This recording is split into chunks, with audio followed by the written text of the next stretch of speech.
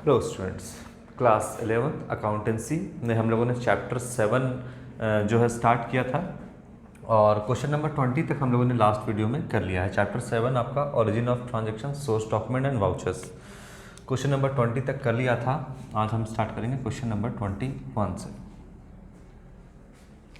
21 से आज हम लोग कंप्लीट ही कर लेंगे क्योंकि टोटल 25 क्वेश्चन ही है इसमें। चलिए, तो कहता है कि एक्सटर्नल वाउचर्स और एक्सटर्नल वाउचर क्या होता है।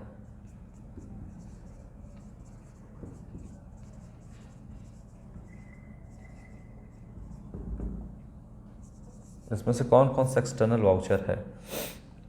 कैश मेमो रिसिप्ट,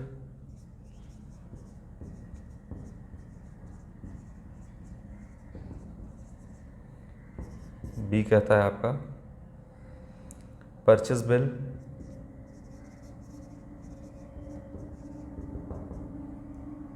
सी है आपका क्रेडिट नोट रिसिप्ट,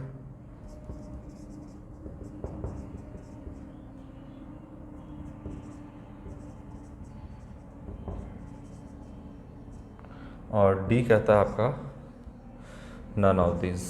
देखते हैं, नन ऑफ दिस क्वेश्चन लगता है कुछ गलत लिखा है। देखिए, पहले जानते हैं कि इंटरनल और एक्सटर्नल वाउचर क्या होता है। तो दो टाइप का आपका इसमें सपोर्टिंग वाउचर कहते हैं इसको, है ना। दो टाइप का आपका सपोर्टिंग वाउचर जो होता है उसको दो कैटेगरी में बांटा गया है। एक आपका एक्सटर्नल वाउचर या बोल सकते हैं इसको एक्सटर्नल सपोर्टिंग वाउचर, और दूसरा है आपका इंटरनल सपोर्टिंग वाउचर। तो एक्सटर्नल वाउचर क्या है आपका? तो these are the vouchers which are prepared by the third party. Third party के द्वारा ये प्रिपेयर किया जाता है। इसमें क्या क्या है आपका, कौन कौन सा आपका एक्सटर्नल वाउचर में आएगा? तो कैश मेमो जो है आपका obtained from the seller. Seller से आपको कैश मेमो रिसीव हुआ है तो कैश मेमो आपका जो है वो एक्सटर्नल वाउचर होता है। इसके बाद फिर है आपका कैश रिसीट अगर हुआ है तो परचेज इनवॉइस रिसिव्ड अगर हुआ है फ्रॉम सप्लायर तो ये भी होगा, ये भी आपका है एक्सटर्नल वाउचर के अंदर आएगा। इसके बाद फिर है आपका डेबिट नोट और क्रेडिट नोट, जो आपका है वो भी आपका डेबिट नोट और क्रेडिट नोट भी एक्सटर्नल वाउचर में आएगा। तो यहाँ पर नॉन ऑफ दीज की जगह पे हमको लगता है कि ऑल ऑफ दीज देना चाहिए था, जो कि गलत लिख दिया है। ऑप्शन डी आपका करेक्ट होगा, है ना। तो ये सारा आपका एक्सटर्नल वाउचर के अंदर आता है जो कि थर्ड पार्टी प्रिपेयर करता है ना।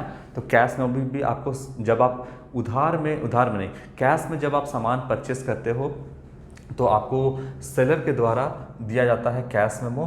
जब आप उधार में सामान जो परचेस करते हो तो आपको इनवॉइस मिलता है, परचेस बिल, इनवॉइस या बिल आपको मिलता है। क्रेडिट नोट रिसीव कब करते हो?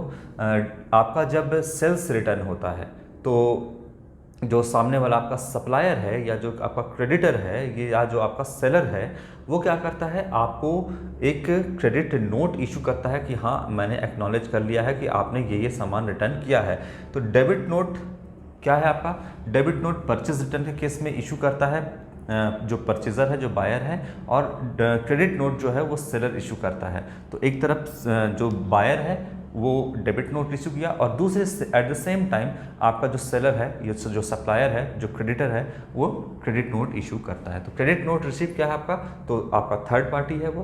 तो ये आपका एक्सटर्नल वाउचर के अंदर आएगा, जो कि आपका ये सब सपोर्टिंग वाउचर कहते हैं इसको, जो कि ट्रांजैक्शन को सपोर्ट करता है ना। तो ये ऑल ऑफ दिस हो जाएगा आपका। तो क्वेश्चन नंबर 21 हो गया आपका। क्वेश्चन नंबर 22,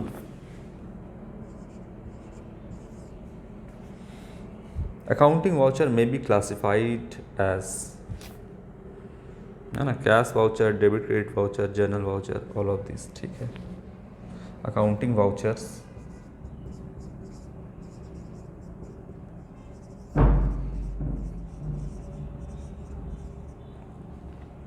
में बी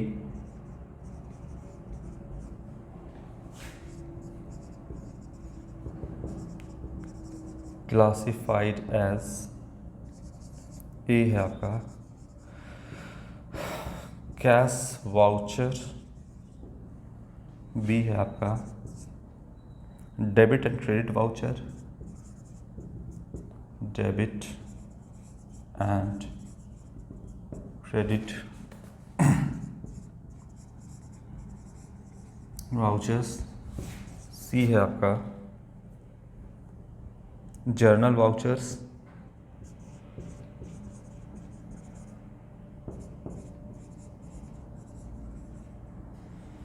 और डी कहता है ऑल ऑफ दिस।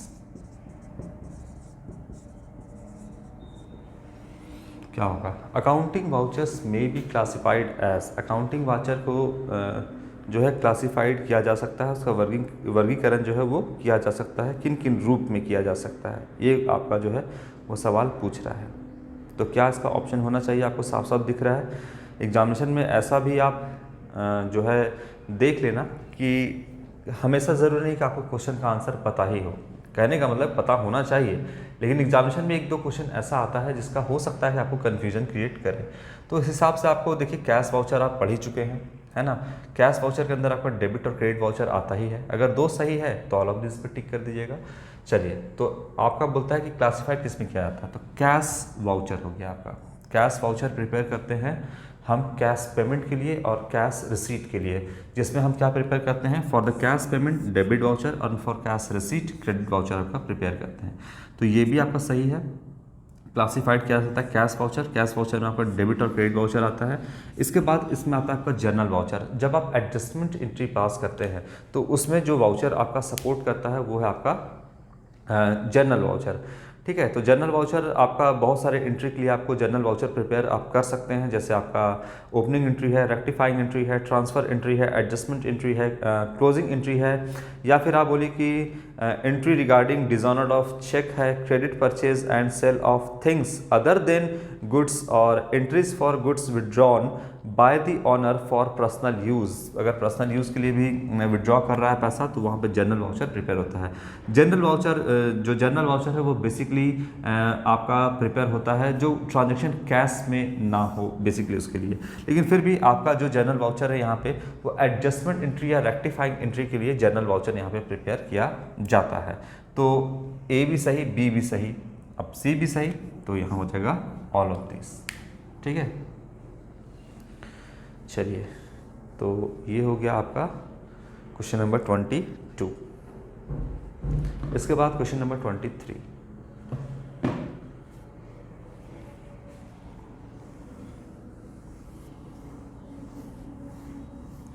आप इस बुक से कर लोगे, जो मैंने आपको एक तरह से पीडीएफ दिया है उससे कर लोगे। इसके बाद फिर आपका जो बुक है, जिस बुक से आप पढ़ रहे हो, उसके पीछे साइड में बहुत सारा ऑब्जेक्टिव क्वेश्चन दिया है, वो भी आप सॉल्व कर लोगे। अब आसानी से आपका सारा क्वेश्चन सॉल्व हो जाएगा। क्वेश्चन नंबर 23 यहाँ पर हो गया है, 22 हो गया, 23 क्या कहता है? बोलता है state which of the following statement is not true. इसमें से कौन सा सही नहीं है? State which of the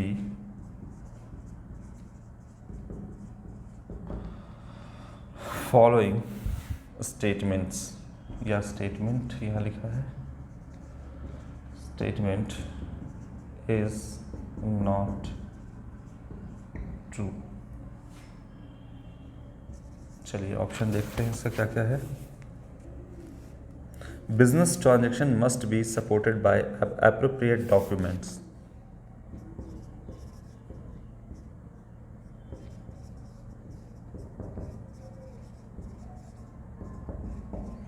Business transactions must be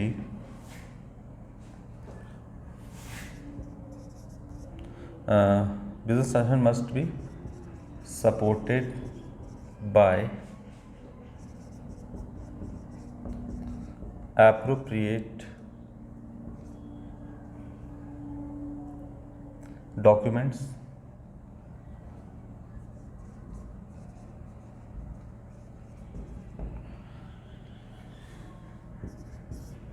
B कहता है आपका there is no set format of accounting voucher.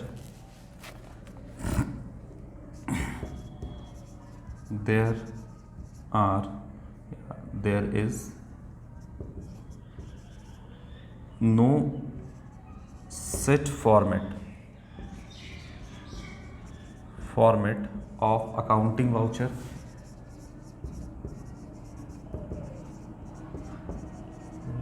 Vouchers, ठीक है। सी हो गया आपका cash book is a source document, cash book is a source document. और D कहता है accounting voucher must be accounting vouchers must be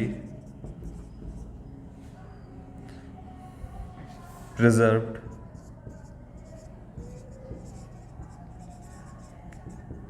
till the audit of the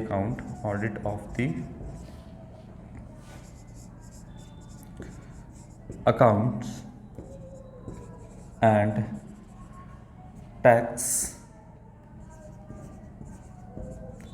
assessment for the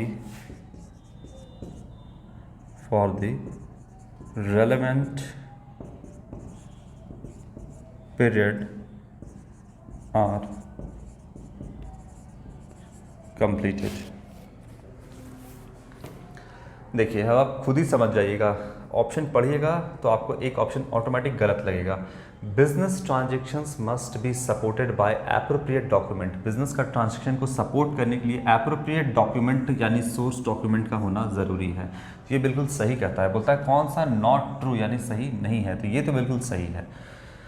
इसके बाद कहता है there is no set format of accounting voucher. गलत कहता है, ये आपका कोई सेट फॉर्मेट आपका अकाउंटिंग वाउचर का होता है या नहीं होता है, तो ये सही है आपका या गलत है।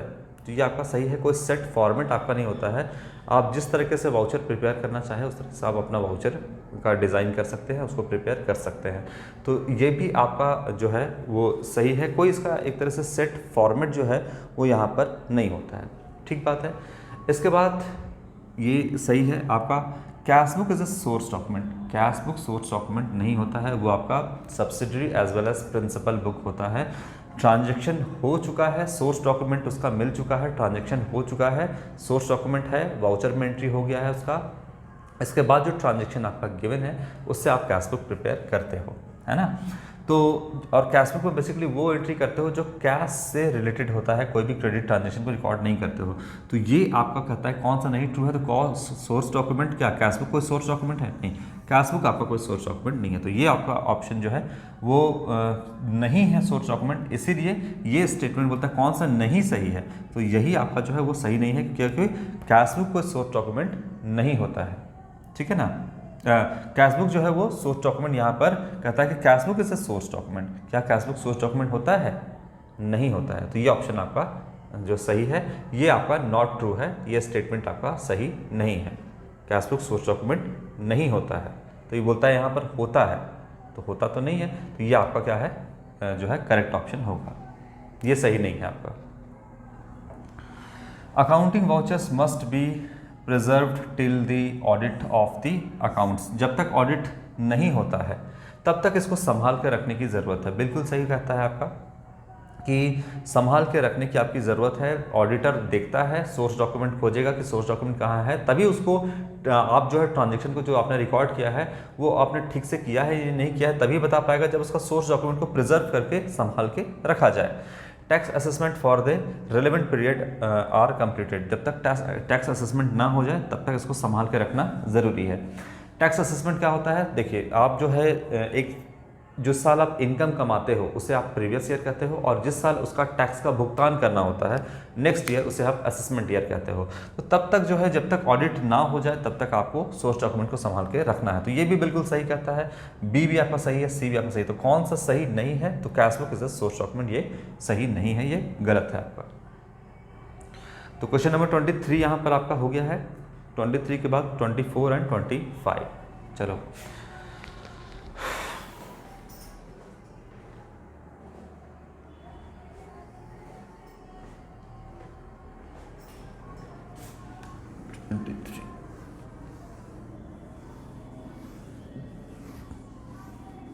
23, 24 and 25. Which voucher is used for the cash sale of asset?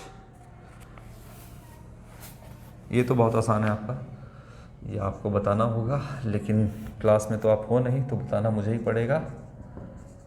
Which vouchers is used for, अच्छा, is used for cash sale of asset है, cash sale of assets। किस वाउचर का इस्तेमाल करते हैं जब हम कैश सेल करते हैं? तो A credit voucher, B debit voucher, C pay in slip और डी नन ऑफ दीज। चलिए बताइए 24 का कौन सा आपका जो है करेक्ट ऑप्शन होगा? जब आप कैश सेल कर रहे हैं तो बताइए कि आपको डेबिट वाउचर, क्रेडिट वाउचर या पे इन स्लिप। देखिए सबसे पहले ऑप्शन को छांटना सीखिए। पे इन स्लिप तो नहीं होगा क्योंकि जब हम कैश डिपॉजिट करते हैं बैंक में तो पे इन स्लिप का इस्तेमाल करते हैं, तो ये तो नहीं होगा, ठीक है। डेबिट वाउचर क्या होता है? Debit voucher for cash payment, cash payment के लिए जब हम कोई एसेट परचेज करते हैं तो हम कैश पेमेंट करते हैं सामने वाले को, तो हम डेबिट वाउचर का इस्तेमाल करते हैं। लेकिन जब हम एसेट को सेल करते हैं, कैसे सेल करते हैं? कैश सेल करते हैं जब कोई एसेट को, तो एसेट गया और कैश रिसीट हुआ, तो for cash receipt, for payment, या इसको लिखिए कैश पेमेंट और इसको लिखिए for cash receipt. Cash receipt के लिए हम कौन सा वाउचर का इस्तेमाल करते हैं? तो क्रेडिट वाउचर का इस्तेमाल करते हैं। तो ऑप्शन नंबर ए आपका यहाँ पर करेक्ट होगा। तो ये नहीं होगा, ये भी नहीं होगा क्योंकि आप जान रहे डेबिट वाउचर कैश पेमेंट के लिए इस्तेमाल होता है। जब आप सेल कर रहे हैं तो कैश रिसीट हो रहा है। जब आप परचेस करते हैं, है ना, कैश परचेस करते हैं एसेट को, तब कौन सा वाउचर का इस्तेमाल करते हैं? तब यहाँ पर होता है आपका डेबिट वाउचर, क्योंकि कैश परचेस करते तो एसेट आता है और पेमेंट करते हैं आप कैसा? Cash payment. तो कौन सा वाउचर बनाते हैं? डेबिट वाउचर बनाते हैं, ठीक है। Last question 25।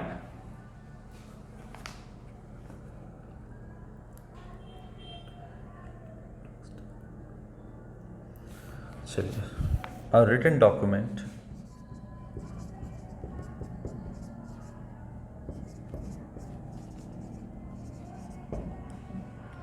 relating to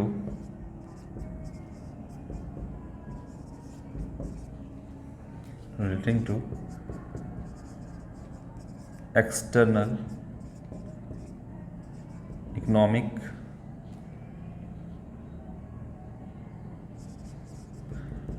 activities of a business is called, option A source document, B हो गया आपका money receipts, C cash memo, और डी कहता है आपका नन ऑफ दिस। क्या होगा आपका? बोलता है कि आपका written document relating to external economic activities of our business is called, है ना, व्यापार के बाह्य या व्यापार की बाह्य आर्थिक क्रियाओं से संबंधित लिखित प्रलेख को कहा जाता है। क्या कहा जाता है? सोर्स डॉक्यूमेंट कहा जाता है आपका, है ना। रिटन डॉक्यूमेंट होता है relating to external economic activities, जो आप बाहरी जो ट्रांजैक्शन करते हैं। जब आप एक्सटर्नल इकोनॉमिक एक्टिविटी का क्या मतलब हो गया आपका यहाँ पर कि आप जो है जितना भी बाहरी ट्रांजैक्शन करते हो, तो तो बाहर में जब आप ट्रांजैक्शन करते हो तो उस ट्रांजैक्शन का प्रमाण क्या होता है, सोर्स डॉक्यूमेंट होता है आपका। तो उसे हम क्या कहते हैं, बोलता है कि जो आपका रिटन डॉक्यूमेंट जो रिलेट करता है, जो संबंधित होता है एक्सटर्नल इकोनॉमिक एक्टिविटीज से, यानी बाहरी जो ट्रांजैक्शन है, जो कैश ट्रांजैक्शन आप कर रहे हो या जो भी बाहरी ट्रांजैक्शन आप इकोनॉमिक ट्रांजैक्शन कर रहे हो, यहाँ पर पैसे से रिलेटेड जो ट्रांजैक्शन कर रहे हो उसको हम क्या कहते हैं, तो वो आपका जो है सोर्स डॉक्यूमेंट कहलाता है ना, रिटन डॉक्यूमेंट होता है आपका। तो ये आपका सोर्स डॉक्यूमेंट हो गया। सोर्स डॉक्यूमेंट से वाउचर, वाउचर से जर्नल, जर्नल से पोस्टिंग लेजर में, उससे फिर ट्रायल बैलेंस, फिर फाइनल अकाउंट, ये करते हैं। चलो, तो आपका जो चैप्टर नंबर 7 है वो यहाँ पे कंप्लीट होता है। इसके बाद जो भी आपका यहाँ पर सवाल होगा वो आप पूछ सकते हैं चैप्टर नंबर 7 से। बाकी आप जितना सवाल है आपको इनफ यहाँ पर जो है जानकारी मिल गई है, तो आप दूसरा बुक भी जो है खोल सकते हो, या आपके बुक में जो पीछे में क्वेश्चन दिया हुआ है बैक साइड में देखना, आप उस क्वेश्चन को भी आप यहाँ पे सॉल्व करोगे। तो चैप्टर 7 आपका origin of transaction source document यहाँ पे कंप्लीट होता है, ऑब्जेक्टिव क्वेश्चन। इसके बाद हम नेक्स्ट चैप्टर जो आपका स्टार्ट करेंगे वो भी बहुत आसान है, आपका अकाउंटिंग इक्वेशन है ना। तो अकाउंटिंग इक्वेशन भी मैंने आपको पढ़ा रखा है डिटेल में पूरा, आप उसका वीडियो देख लेना पहले, या फिर आप अकाउंटिंग जो आपका इक्वेशन है उसको अच्छे तरीके से उस चैप्टर को पहले पढ़ लेना, जितना भी थ्योरेटिकल पार्ट है, और ट्रांजैक्शन को भी अच्छे से आप उसमें सॉल्व कर लेना। उसके बाद आप ऑब्जेक्टिव क्वेश्चन बनाओगे तो मेरी भी आपको ज़रूरत नहीं पड़ेगी, आप खुद ही से सॉल्व कर लोगे। ठीक है, तो चलो चैप्टर नंबर यहाँ पर 7 origin of transaction source document and voucher ख़त्म होता है। Next chapter accounting equation. Thank you.